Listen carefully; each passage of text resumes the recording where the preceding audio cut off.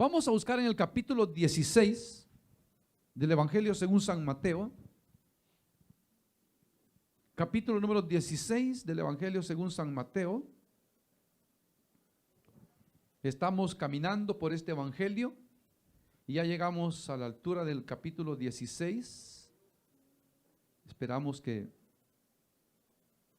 usted esté siendo bendecido por Dios a través de este libro.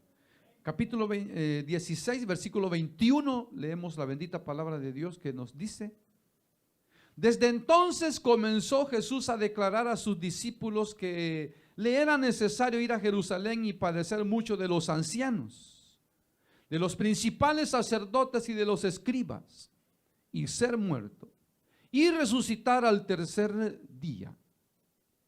Amén. Hasta ahí dejamos la porción. Pueden tomar su asiento, por favor. Para los que hemos estado, hermano y hermana, asiduamente en este libro, en este evangelio, en la última ocasión leíamos acerca, hermano, de la respuesta ante la pregunta de nuestro Señor Jesucristo a sus apóstoles, donde Pedro, hermano, en nombre de los 11, hablaba y respondía a la pregunta del Señor: ¿quiénes dicen ustedes que soy yo? Ya el Señor les había preguntado: ¿quiénes dicen las gentes por ahí que soy yo? Ellos dijeron: bueno, unos dicen por ahí que tú eres Elías, otros dicen que eres Jeremías, otros dicen que eres Juan el Bautista que ha resucitado, y otros que alguno de los profetas. Entonces ya el Señor tenía una respuesta de lo que la generalidad de las personas que le seguían pensaba de él. Y todos concordaban que nuestro Señor Jesucristo sí era profeta. Sí era profeta. Aunque los detractores, los perseguidores, los enemigos de la cruz, del Señor mismo, lo negaban. Pero al Señor lo que le importaba era qué pensaban sus discípulos de él. Ya los había tenido casi 3 años y medio, les había dado mandamientos del reino, hermano. Ya les había, hermano, hecho tener buenas experiencias para que tuviesen en ese tiempo, hermano, lo suficiente para hacerse un concepto del Señor. Entonces el apóstol Pedro dice: tú eres el Cristo, el Hijo del Dios viviente. Y ya explicamos lo que la palabra el Cristo quiere decir. Así que los que no vinieron, es una lástima, pero no podemos quedarnos ahí, tenemos que seguir. Pero ahora viene el Señor Jesús, hermano, ante la respuesta ya seguro de que los 11 que él había, los 12 que él había escogido, porque uno era diablo, pero sin embargo eran 12 que él había escogido, ya estaban seguros de quién era el Señor Jesús. Que no era solamente Jesús, el hijo del carpintero o el hijastro del carpintero, el hijo de la jovencita María que había nacido allá, hermano, en Belén, sino que era Jesús el Cristo. Y claro, al Señor le importaba más que la opinión de los de afuera o los que no andaban con él. Al Señor lo que le importaba más era la opinión de sus discípulos. ¿Por qué? Porque el Señor, hermano, iba a continuar su obra con ellos, aunque ellos no lo sabían. Ellos no sabían que ellos iban a continuar la obra del Señor. Por eso dijimos, hermano, que hemos venido desde el capítulo 11, hemos venido como en una subidita, donde el Señor ha venido mostrando que Él es Dios, que Él es el Mesías prometido, pero que ahora que ya ellos arribaron a esa verdad, ahora el ministerio del Señor da un rumbo, o sea, un giro. Ya no va, hermano, para la dirección donde iba, sino que ahora el Señor comienza como a descender ya para su muerte. Porque ya que ellos sabían, que habían entendido, que estaba claro quién era Él, entonces dice el Señor, desde entonces, o sea, desde el momento en que sus discípulos declararon que estaban seguros que Él era el Cristo, dice, desde entonces, dijo el Señor, ahora ya están preparados para el siguiente misterio. Porque acuérdense que la vida del Señor vino como un misterio en revelación a sus discípulos. Que poco a poco Él, hermano, fue mostrando y mostrando y mostrando. Y que va mostrando más verdades y más misterios. Por eso Él, cuando comenzó, ¿se acuerda cuando comenzamos? Que el Señor comenzó a hablar del reino, hermano. El Señor dijo, por parábolas, por misterios. Pero en esos misterios, el Señor estaba declarando a sus discípulos en muchas ocasiones, hermano, les explicaba lo que Él quería decir en parábolas. Y a ellos, dice, a ellos sí les explicaba y les decía qué querían decir las parábolas, más a los demás no. Entonces ellos sabían exactamente, hermano, qué es lo que el Señor había llegado a hacer a la tierra, o había venido a hacer a la tierra. Entonces ya seguro el Señor que los 12 sabían quién era Él, estaban seguros, dice, ahora ya están preparados para el siguiente misterio de mi ministerio. Y entonces dice, desde entonces comenzó Jesús a declarar a sus discípulos que le era necesario ir a Jerusalén y padecer mucho de los ancianos, de los principales sacerdotes y de los escribas, y ser muerto y resucitar al tercer día. O sea, como lo decíamos en la lectura anterior, hermano, para los discípulos, hermano, esto fue como un balde de agua helada. Una noticia, hermano, que los dejó a ellos, hermano, en shock. ¿Por qué? Porque acuérdense que la mayoría de los judíos, incluyéndolos a los discípulos, hermano, ellos esperaban que el Mesías, el Cristo, apareciese y que en el momento en que apareciese estableciese su reino. O sea, los librara del yugo de esclavitud de los romanos. Y entonces, hermano, volvieran a ser una nación, hermano, que fuera gobernada por Dios. Y no fue así, sino que todo lo contrario. El Señor se ha venido esforzando para demostrar que Él es el Cristo. Él ha venido demostrando, sanando, resucitando, hermano, tantas cosas, multiplicando el pan, tantas cosas, ¿verdad? Fíjese, para que la gente creyera, y la gente creía, mucha gente creía. Pero ahora, hermano, surge, como le digo, algo como hasta ilógico, porque se esfuerza el Señor por demostrar que Él es el Cristo, y ahora que ya está seguro que por lo menos sus discípulos saben que Él es el Cristo, ahora viene y les manda rigurosamente que no se lo digan a nadie. O sea, ya lo saben. ¿Sí? ¿Están seguros quién soy yo? Sí. Pues entonces dice en el versículo 20 que leíamos, dice, les dijo, les encargó, les dio una orden y les dijo, no se lo digan a nadie. Entonces, ¿por qué vino esforzándose, haciendo milagros? Como pareciera como controversial, ¿verdad? Que está haciendo algo por demostrarlo, y hoy que ya lo demostró, ahora no quiere que se sepa. No quiere que se sepa. Ahora, fíjate, surgen, hermano, hay gente que capta, hermano, capta, y entonces hay gente que lee y dice, mire, ¿por qué hay porciones donde la palabra de Dios como que se contradice? Y en esto, hermano, lo que respecta al reino de los cielos, pareciera ser que hay una contradicción. Porque el Señor Jesucristo, hermano, en su ministerio, Él muchas veces ha dicho, el reino de los cielos está aquí en medio nuestro, en medio de ustedes. Así dijo el Señor. Cuando les digan a ustedes, helo aquí, helo allá, no crean, porque el reino de los cielos está aquí en medio de ustedes. Cuando Zaqueo fue salvo, el Señor dijo, hoy ha venido la salvación a este hombre. Hoy el reino de los cielos ha venido a este hogar. Entonces el Señor habló del reino de los cielos, hermano, cuando Él sanaba, cuando Él socorría, cuando daba sus enseñanzas de hacer el bien, hermano, de socorrer a, hermano, al necesitado, y dio muchos ejemplos. Pero entonces también el Señor habla y Él dice que, hermano, por ejemplo, ¿se recuerda usted cuando el Señor, hermano, la última cena que comió con sus discípulos? Lo vamos a ver a su tiempo. Que el Señor, cuando estaba comiendo con ellos, partiendo el pan, les dijo, cuánto he deseado tomar o beber con ustedes esta copa,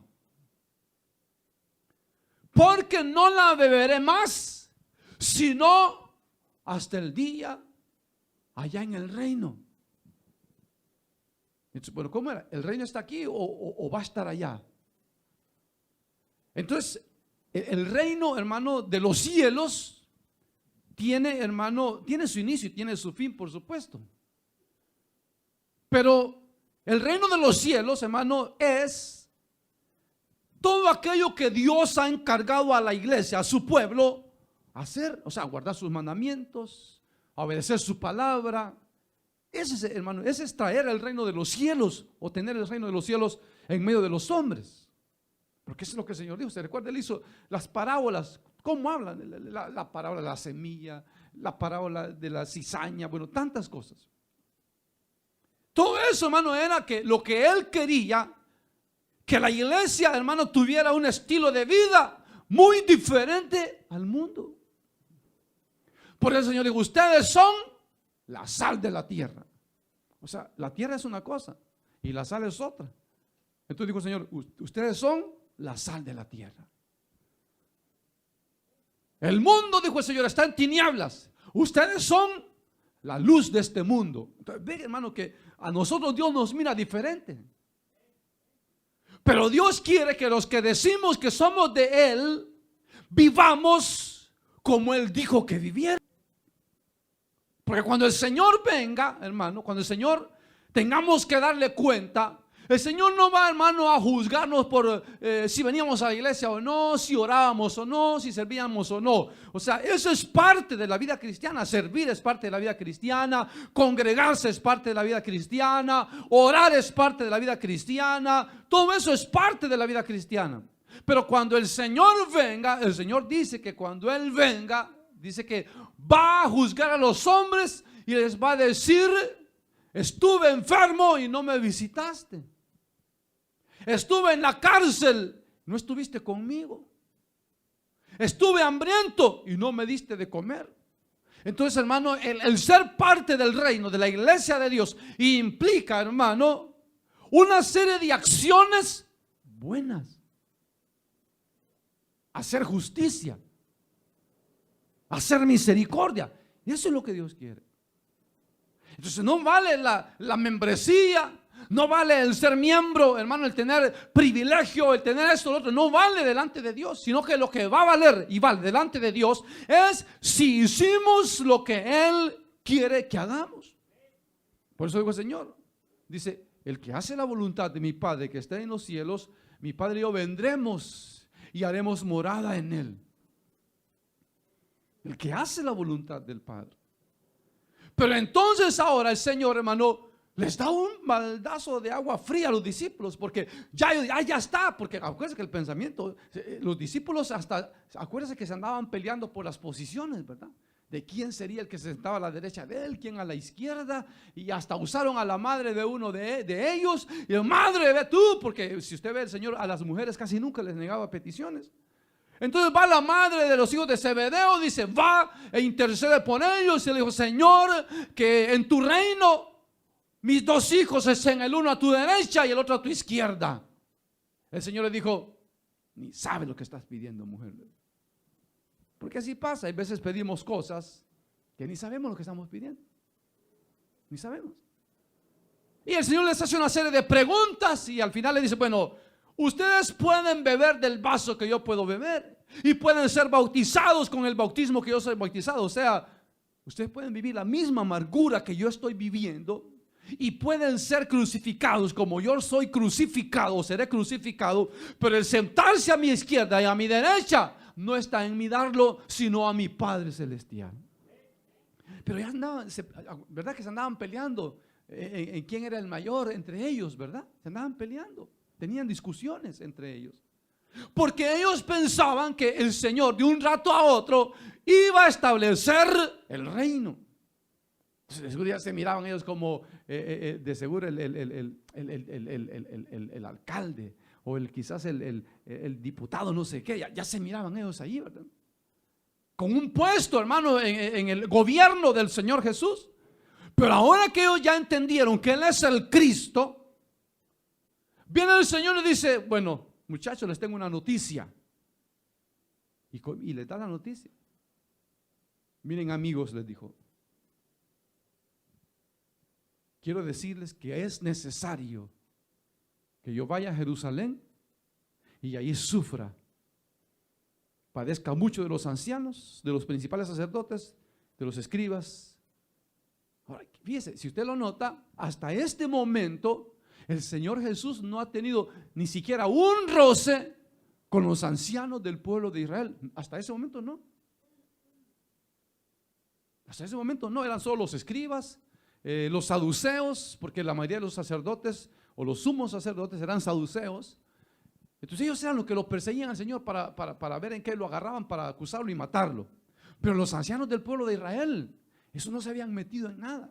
Pero ellos comenzaron a ver cómo el pueblo, hermano, aumentaba. El pueblo que le seguía y que creía en él, aumentaba.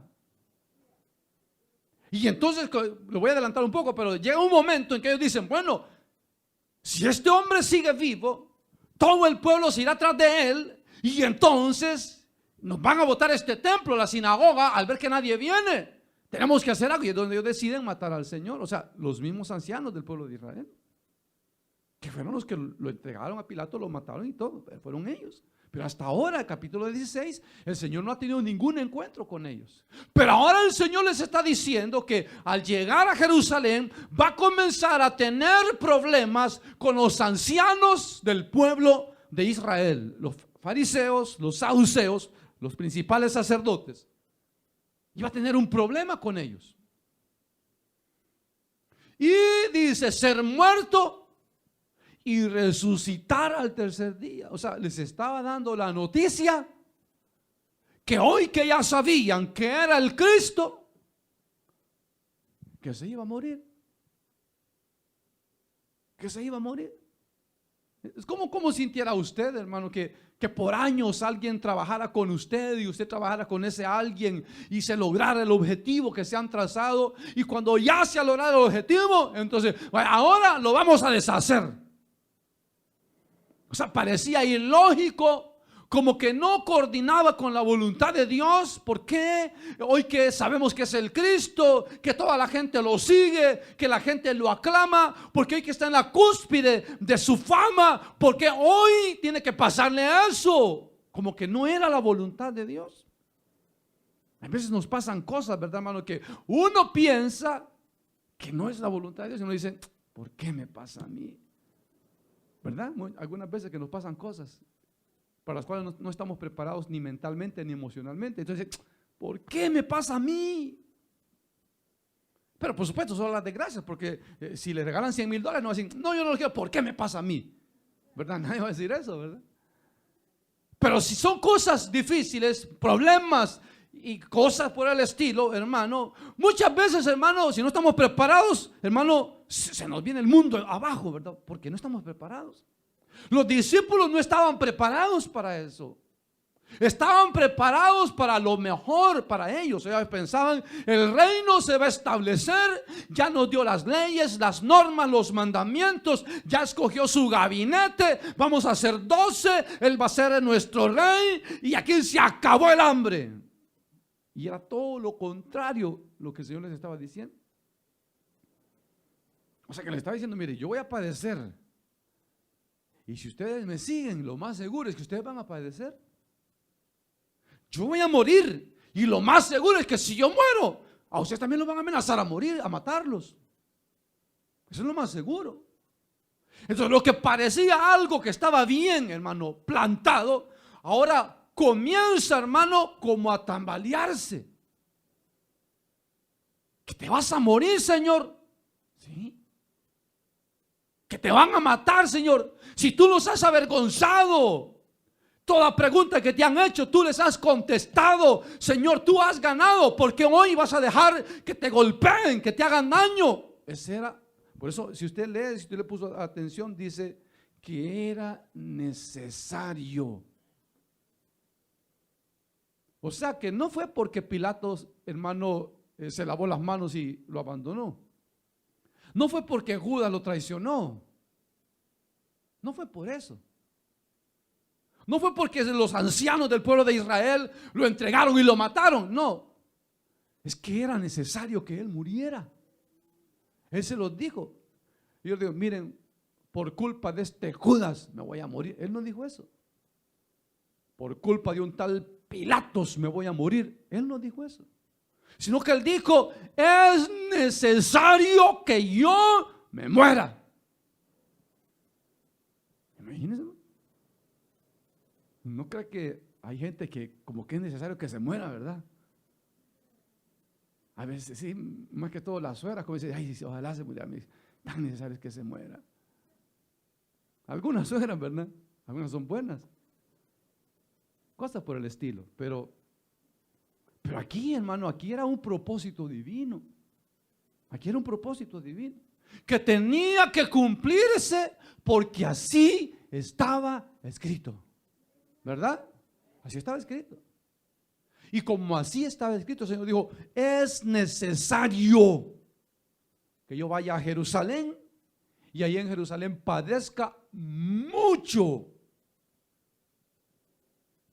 ¿Qué, Señor, nos vas a dejar? ¿Te vas a ir? ¿Te van a matar?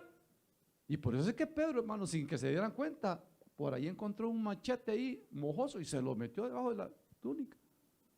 Más adelante lo saca, usted sabe la historia. Porque ahora Pedro estaba dispuesto a defender la causa del Señor hasta con su vida, como él se lo dijo al Señor. Y entonces dice que, hermano,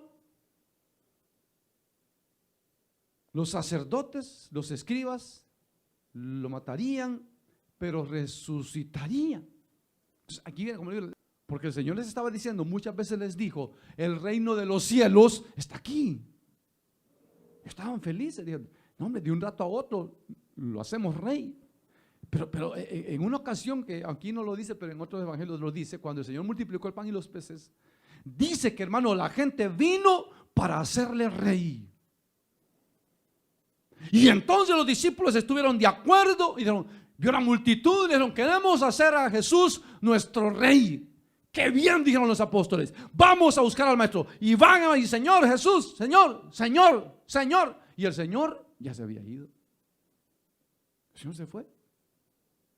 O cuando Pilatos, hermano, o aquel hermano gobernante, lo estaba interrogando y le dijo, ¿eres tú rey, el rey de los judíos? Y él le dijo, mi reino no es de este mundo. O sea, del orden del mundo. O sea, no es un reino de orden humano, sino que es un reino de orden espiritual. Que aunque vivimos en la tierra, nos sometemos a los gobernantes, pero por sobre los gobernantes nos sometemos a Dios. Que si la ley terrenal, hermano, interfiere, va en contra de la ley de Dios, sin preguntas, tenemos que irnos del lado de la ley de Dios. Porque por sobre los reyes de la tierra está nuestro rey. Nuestro rey. Por eso Pedro, arriesgando, él dijo, juzguen ustedes y si quieren mátenos, pero no podemos dejar de decir lo que hemos visto y oído, lo que han palpado nuestras manos. No podemos dejarlo de decir, mátennos siquiera. Si quieren, mátenos, pero no vamos a dejar de predicar esas verdades que nos han hecho libres a nosotros. Entonces, lo que el Señor quiere es eso, hermano. De que mientras Él tarde en venir a establecer por completo, porque como le digo, el reino tiene dos etapas, el ya es, que es el momento en que estamos viviendo nosotros, la iglesia, y en el ya será, cuando Él venga y lo establezca por completo. Que va a ser un reino que vamos a vivir, hermano, allá en los cielos, después de los 1000 años que vamos a pasar aquí, por supuesto, ¿verdad? Pero eso solo serán 1000 años. Pero luego vamos para allá, para la eternidad, y allá a vivir eternamente con Cristo. Amén, hermano. Con Cristo. Pero entonces, fíjese bien, las enseñanzas del Señor acerca del reino es que lo que Dios quiere, que seamos una iglesia, que seamos un grupo de hombres y mujeres, hermano, cuyas palabras, cuyas costumbres, cuya manera de vivir sea diferente de las del mundo. Eso es lo que Dios quiere. Que no seamos como todos, como los religiosos. ¿Se acuerdan la parábola del buen samaritano que el Señor, hermano, enseñó? ¿Cuántos se acuerdan? El Señor lo dijo claramente: les voy a enseñar lo que es hacer la voluntad de mi Padre que está en los cielos. Y el Señor buscó a los pobres, a las prostitutas, a los ladrones, a los desechados por la sociedad, a los hermanos leprosos, a todos esos, todo lo que la sociedad no quería, el Señor lo buscaba.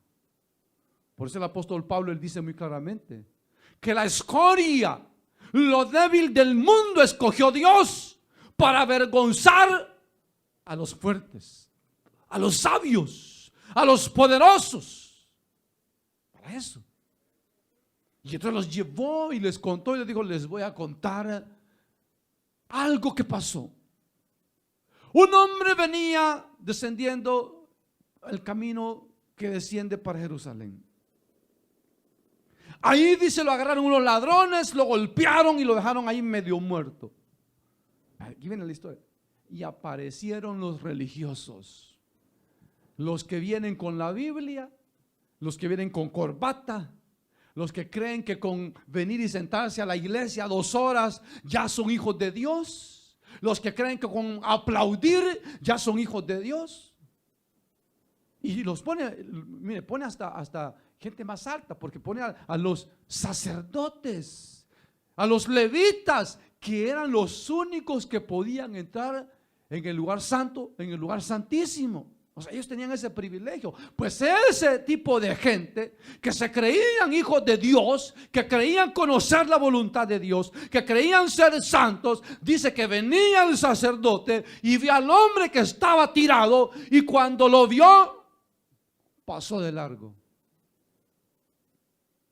¿Qué usted piensa que pasó por la mente de ese sacerdote?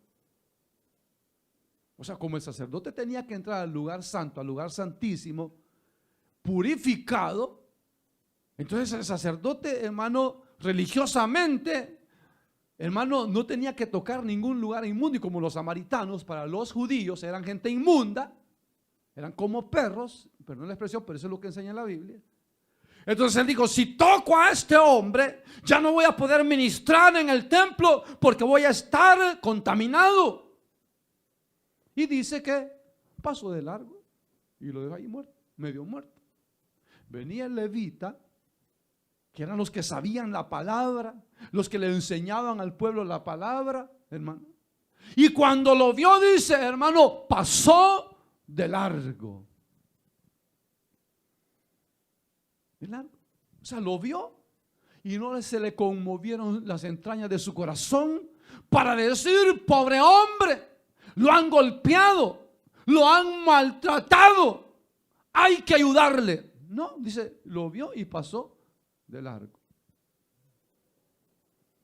Y venía un samaritano y dice que estaba tirado ahí.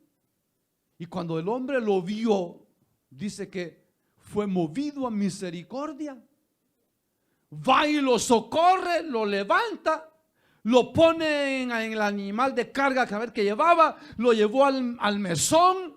Ahí dice, le pagó al mesonero, le dijo: cuídame este hombre, asegúrate que esté bien, aquí te pago esto, y cuando yo regrese, si te debo más, yo te lo pago, no te preocupes, pero asegúrate que esté bien. Dijo el Señor: ¿quién de los 3 fue el prójimo de ese hombre? Y cuando el Señor enseñaba eso, ahí estaban los fariseos. Dice que hasta los fariseos asintieron y dijeron: ah, pues el que hizo misericordia con el hombre. Ellos sabían la palabra. Lo malo que tenían era que no la ponían por obra. Y entonces viene el Señor y dice: ah, ¿ya lo entendieron? Sí, entonces vayan ustedes y hagan lo mismo. Hagan lo mismo. Pero el dicho de los seres humanos es esa: cada quien que se saque las pulgas como puede, ¿verdad? Ese es el problema familiar de ellos, hay que arreglar su problema a ellos. ¿Para qué dicen que a ningún metido le va bien? ¿Para qué me voy a meter yo en eso? Yo no quiero problemas. Y podemos ver, hermano, que están golpeando a alguien, y podemos ver que le están haciendo daño a alguien, y podemos ver que están estafando a alguien, y podemos ver que hay violencia doméstica y que hay niños abusados, y no hacemos nada. Y que el hombre le pega a la mujer y la mujer al marido, hermano, y no hacemos nada. Está bien que le pegue, pasmado, ¿para qué se deja? Y ahora, está bien que la arrastre, se lo merece. Así quieren las mujeres. ¿Es eso misericordia, hermano? ¿Son esas las palabras de un cristiano? A mí qué me importa cómo le vaya, a mí me importa cómo me va a mí. A mí qué me importa si el otro tiene, con solo que tenga yo, suficiente. Digo, Señor, no, eso no es el reino. El reino es que el que tiene dos le dé al que no tiene, a su prójimo, a su próximo.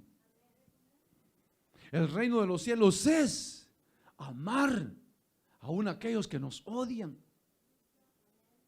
pedir por los que nos hacen daño. O sea, pedir bien, no pedir que los mate el Señor, sino pedir cosas buenas para ellos. Eso es lo que Dios quiere. Ese es el reino, hermano. Ese es lo que Dios quiere. Entonces, claro, la enseñanza estaba clara. Ellos lo habían entendido que Él era el Cristo, el Hijo del Dios viviente, el prometido, el Mesías. Lo habían entendido. Pero ahora viene el Señor y les dice: me voy a morir, me van a matar. ¿Que te van a matar? Sí, es necesario que yo me muera. Sí, pero si, ¿y el reino? Y el reino, y no que dice que aquí está el reino o que el reino va a venir. ¿Qué va a pasar? Porque, como les digo, ellos hasta ese punto, ellos no sabían que ellos se iban a convertir en la iglesia que hoy somos.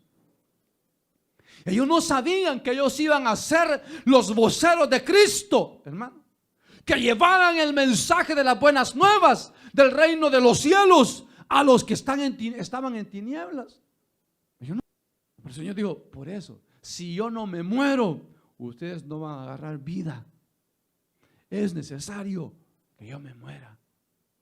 Por eso dio la enseñanza, hermano, de aquella semilla que cae y que al caerse en la tierra tiene que morir, porque al morirse es como va a dar fruto. Y que si no se muere, no va a dar fruto.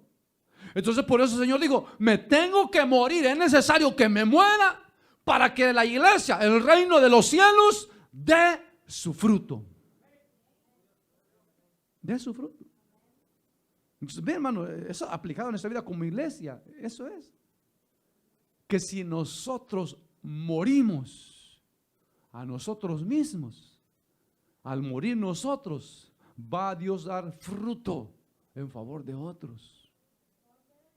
Hablando espiritualmente, si nos morimos, hermano, a nuestras pasiones y deseos, a nuestras avaricias, a lo que sea, hermano, Dios dará vida a muchos otros. Y miren, lo siguiente es tremendo, porque ese Pedro era atrevido. Y entonces, oyendo la palabra del Señor, y allí, hermano, con aquella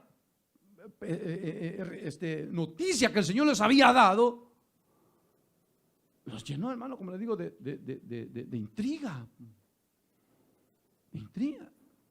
Entonces, como les digo, no pensemos que la palabra se contradice cuando dice que el reino de los cielos está aquí en medio nuestro. Eso es cierto, amén, es cierto.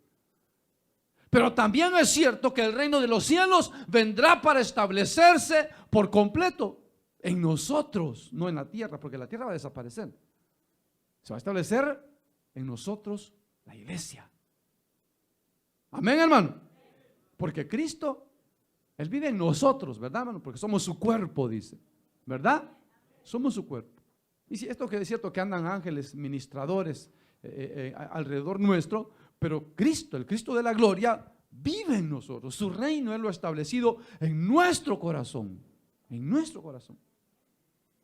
Así que, hermano, el que es hijo del reino, miembro del reino, el que es parte de la iglesia, debe de vivir como Él nos enseñó. Como dice, el que dice que le conoce debe de andar como él anduvo. Es difícil humanamente hablando, pero no es imposible. Podemos vivir como hijos del reino, como miembros del reino, como hijos de Dios. ¿Podemos o no podemos, hermano? Sí podemos. Solo se trata, hermano, de cortar ciertas cosas de la vida que nos atan a este mundo. Y vamos a poder. Y vamos a poder. Y otros lo han demostrado que sí se puede, hermano. Así que para usted, una vez más la pregunta, ¿quién es Cristo para usted? ¿El Hijo del Dios viviente? ¿El dueño de su corazón? ¿De su alma? Gloria a Dios. Qué bueno. Ahora dijo el Señor, hay que vivir como hijos, como miembros del reino. Vivamos como hijos de Dios, hermanos. Vivamos como hijos de Dios. Y comenzará la gloria de Dios a glorificarse en nuestra vida. Amén, hermanos. Así que no se pierda la próxima lectura, donde Pedro, hermano, va a agarrar al Señor y el Señor lo va a agarrar a Pedro y va a estar bonito. Porque a lo mejor, hermano, en esos personajes de los discípulos, tal vez podemos vernos reflejados nosotros. Tal vez hemos actuado muchas veces como Pedro, o como los hijos de Zebedeo, o como otros. Pero para eso es la palabra, hermano. Para aprender de Dios, para aprender de su voluntad, y para que al salir de este lugar de reunión, hermano, pongamos por obra la palabra de Dios. Que no pensemos que por tener 30 años de ser cristianos vamos a ser salvos, sino que, hermano, lo importante es reconocer quién es Jesús y vivir de acuerdo a su voluntad. Eso es lo importante. Amén, hermanos. Vamos a orar. Padre nuestro que estás en los cielos, en el nombre poderoso de Jesucristo,